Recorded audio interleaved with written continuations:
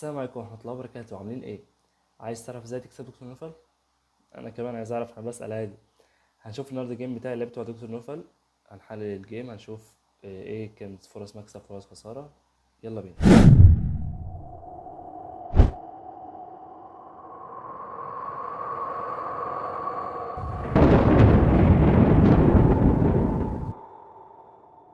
الجيم بدأ من دكتور نوفل لعب دي 4، لعبت له نايت على جي 6، لعب بيشوب على الجي 5، بيلعب ترومبوسكي. طبعا هنا في افخاخ رخيصه في ترومبوسكي، زي ان انت مثلا تلعب سي 6 على اساس ان انت تجيب الوزير كش وتاخد الفيل. بس يعني حاجات رخيصه قوي، اكيد مش هلعب مع دكتور نوفل. قمت جاي لاعب دي 6 على اساس ايه، ان انا اطلع بالحصان احمي اخوه عشان ما ياكلش ويعمل لي دبل بول. ولكن هو قال لي لا، مش هستنى، انا كلت اديتك امتياز الفيلين، بس وريني هتعمل بيه ايه. تمام. الجيم ده كان مثلا من 6 شهور، انا كان تقييم او اكتر ممكن. انا كان تقييمي 2000 وهو كان تقييمه 2200. تمام. لعب اي 4، لعبت جي 6، بحاول اطلع البيشوب وابيت وهكذا. طلع بالنايت، طلعت بالبيشوب، طلع بالبيشوب بتاعه، فاضل له النايت بتاعه يبيت. خلاص انا طلعت، انا بيت على طول. تمام، مش فارقه كتير. طلع بالنايت، طلعت وزير. لا ديت هنا ان اكيرسي. ليه ان اكيرسي؟ لان هتشوف قدام ان هي ملهاش لازمه، ضيعت وقت يعني. بيت. هنا انا طلعت بالحصان، بحاول خلاص اطلع البيشوب، اربط من الخيخ وبعضها وهكذا بلعب. تمام. يعني ده هدف الافتتاح، انت تربط من الخيخ وبعضها. تمام. هنا هو قام جاي لاعب لي اتش تي على اساس ما تجيش بالبيشوب بتاعك تربط لي الحصان بقى وترخم عليا، لا. فانا قلت له يا عم ماشي، مش احسن مني في حاجه يعني، هتلعب لي اتش 3، هلعب لك ايه، هلعب لك اي 6. فقام جاي هو لعب لي اي 4 هنا. لعبت اف 5، عايز اخلص من الدبل بوم بتاعي. جاب الرخ في وش الوزير. تمام، عشان كده قلت لكم من شويه ان ديت ان اكيرسي. ليه؟ دلوقتي انا لازم ارجع بالوزير، لان بعد الحصان دلوقتي هو ممكن يمشي عليا في اي حته. يجي كده مثلا اقل حاجه، يرجع يا عم خلاص، مش عايز حاجه خالص منك. يجي هنا ايا يكن. ليه تخلي نفسك في تيمبو؟ طبعا الكش مش هينفع لان اكل وزير، بس ممكن في المستقبل يعني كان يحضر له. تمام. تمام. فرجعت بالوزير، فانا كده الوزير حرفيا راح نقله، رجع نقله، ضيعت نقلتين على الفاضي. رجع بالبيشوب ليه؟ لان انا وزير لما رجع هنا رجع بتيمبو. تهديد هنا دي 5، ابقى ايه، خدت تيمبو برضه عليه، ما ضيعتش نقلتين على الفاضي. لعبت الروك. هنا الانجن عمال يصوت بيقول لي ما تسيبش بيدا الاف 7 كده مش محمي. اقفل الوتر عليه، العب دي 5، العب دي 5. بس انا ايه، ما شفتهاش خالص في الجيم. الجيم اصلا كان بليدز، والوقت الوقت يعني قليل، فالواحد اللعب بتاعه مش احسن حاجه. ولكن انت اهم حاجه في ماتشات البليدز ايه؟ اهم حاجه ان انت تلعب على الوقت، ما تخليش وقتك يخلص او وقتك يبقى قليل او كده. لا، العب على الوقت يعني، حتى لو هتلعب نقله مش دقيقه 100%، اهم حاجه الوقت بتاعك يبقى كويس. تمام. فهنا لعب سي 3، طلعت بالبيشوب، رجع بالنايت على اساس ايه، طالب ياكل ويعمل لي دبل بون. المره دي مش هتفك الدبل بون، فكيتها مره خلاص مش كل مره. فانا لعبت الوزير على اساس ايه، احمل بيشوب. كان في عنده نقله اقوى من النايت ديت، ايه بقى؟ تضحيه. بيشوب تيكس، على اساس بعد ما انا اكل هيجي لي كش بالحصان. الملك هيعمل ايه؟ لازم ترجع تحمي البدأ ده. تمام، البدأ مطلوب، فهترجع تحمي البدأ. بعد ما يكسر هيطلب البيشوب بتاعك. لو رجعت هنا خدت دبل. لو رجعت هنا الوزير هيجي بقى، والمربع ده ضعيف مع الحصان، هيبقى قلق لو دخلت. طبعا لو دخلت المايك هنا هياكل البدأ ده وهكذا. فارجع ارجع ارجع ارجع. كانت تضحية حلوة، وكانت القطعة بتاعته هترجع له، ولكن ما شافهاش. طبعا بيلعب جيم بليدز مش جيم كلاسيك عشان يضحي تضحية زي دي. انت اصلا صعب يعني، لو انت شايف تضحية مش شايف اخرها ما تضحيهاش، وما تقعدش تحسب بقى في جيم بليدز، تقعد تحسب نص دقيقة ولا دقيقة من وقتك. لا حرام، العب اللعب العادي خلاص. فممكن ديت ما تحسبش ان اكيرسي كمان يعني، ممكن ظالمة الاكيرسي ديت. جبت الكوين على اساس تاكل، هاكل مش هعمل دبل بون. ده اللي حصل فعلا. هنا طلع بالوزير بيربط من الخيخ وبعضها. برضه تاني الانجل عمال يقول لي العب دي 5، العب دي 5. لعبت هنا اتش 5. مش عاجبه الانجل، كان برضه بيقول لي زي ما بقول لكم العب دي 5، اقفل الوتر ده عليه. ولكن ما فرقتش كتير، اكل الرخ اكلت.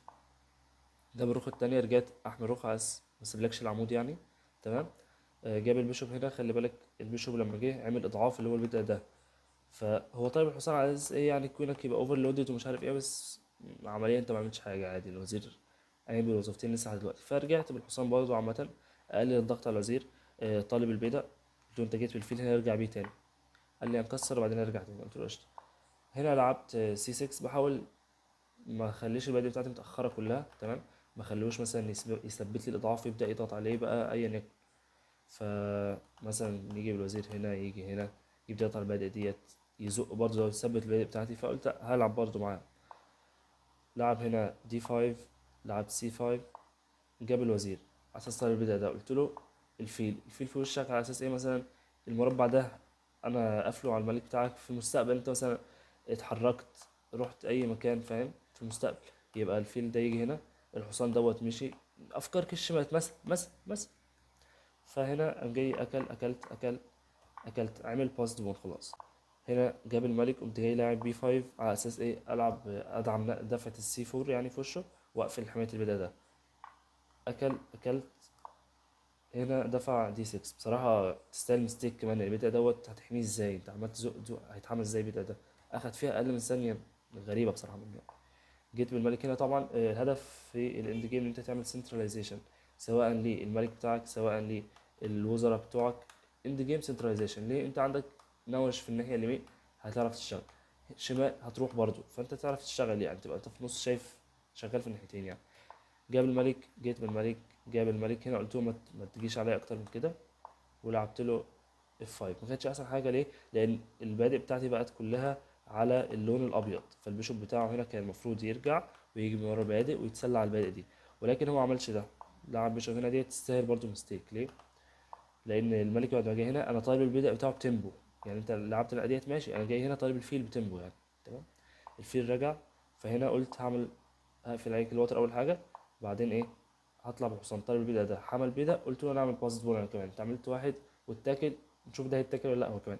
هنا طبعا معايا افضليه، انتوا شايفين بره التقييم قدامكم تمام.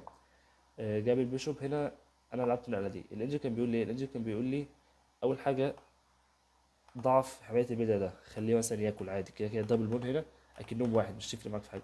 ارجع بالحصان تعالى اديله كش، خد البدا ده، لان الملك بتاعه ما يجيش هنا ما يجيش هنا، هيضطر يرجع في اي مكان او حتى يخش لقدام، فهتاخد انت البدا تمام.